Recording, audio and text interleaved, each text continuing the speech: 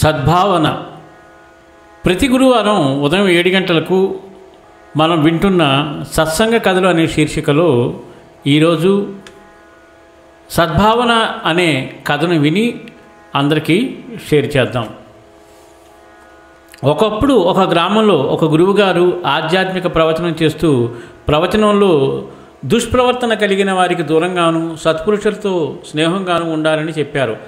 ఆ జనసంద్రంలో నుండి ఒక వ్యక్తి వచ్చి ఆ గురువుగారిని మనుషులలో దుష్ప్రవర్తన కలిగిన వారిని సత్పురుషులను గుర్తించడం ఎలా అని అడుగగా ఆ గురువుగారు రేపు వస్తే నీ ప్రశ్నకు సమాధానం చెప్తానన్నారు.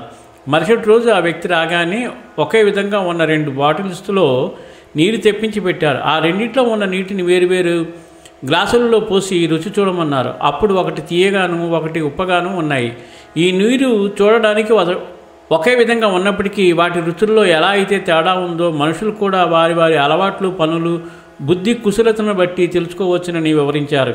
ఇందుకు ఉదాహరణకు ఒక వ్యక్తి వెళ్ళేటప్పుడు ఏమీ తెలియని వ్యక్తి వచ్చి కొట్టినప్పుడు ఏమయ్యా ఏ కారణం లేకుండా ఎందుకు కొట్టావు అని అడిగేవారు కొందరైతే, పనికి మాలినవాడా నన్నే కొడతావా అని వాడి మీదకు నరుకుతాను చంపుతాను అంటూ కత్తి తీసేవారు మరికొందరు. కాబట్టి వారితో స్నేహం చేయక సత్ప్రవర్తన కలిగిన వారితో స్నేహం చేస్తూ క్రమంగా మనలోనూ సాత్విక భావాలను అలవాటు చేసుకునే ప్రయత్నం చేద్దాం.